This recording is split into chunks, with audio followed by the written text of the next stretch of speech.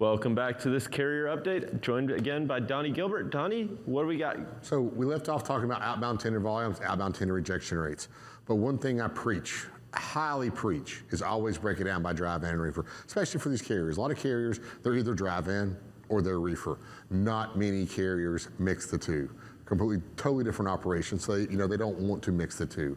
A few do though. But we go to the next chart here, and I want to go ahead and break this down. And we're going to first start looking at reefer volumes, or we're going to start looking at drive-in and reefer volumes together to see what is pushing up on that increase in OTVI.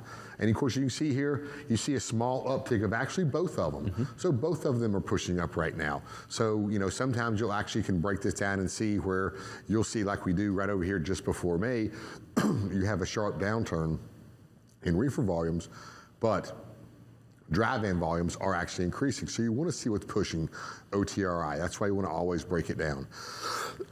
Now, sorry about that. Let's go over here to the next chart and see what's going on with rejection rates. What's pushing rejection rates? What's going up, what's going down, or are both of them headed in the same direction? On the next chart here, we can get it brought up here, you'll see where we see this big decline, the childhood slide there we were looking at. But over here in the bottom right-hand corner, you can see that reefer rejection rates have dropped down to 9.52%, and drive-in have dropped down to 8.28%. So both of them still slightly on the decline.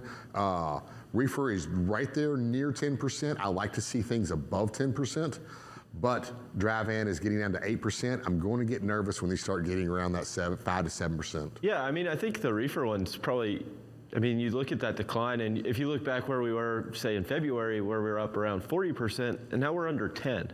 You've cut it by 75% in a couple months. When we got those rejection rates up above that 30%, that 30 to 40%, you saw it go from 30 to 40. Were the rates increasing anymore? No, they were just sky high already. So coming down, once you get about that 25, 30%, it's just basically all it's telling you is a whole lot of volatility, and rates are sky high. So we still have pretty decent rates. The problem is going on right now with drivers, especially on social media, they're complaining a lot is because for over a year and a half, they were very used to some very, very good rates.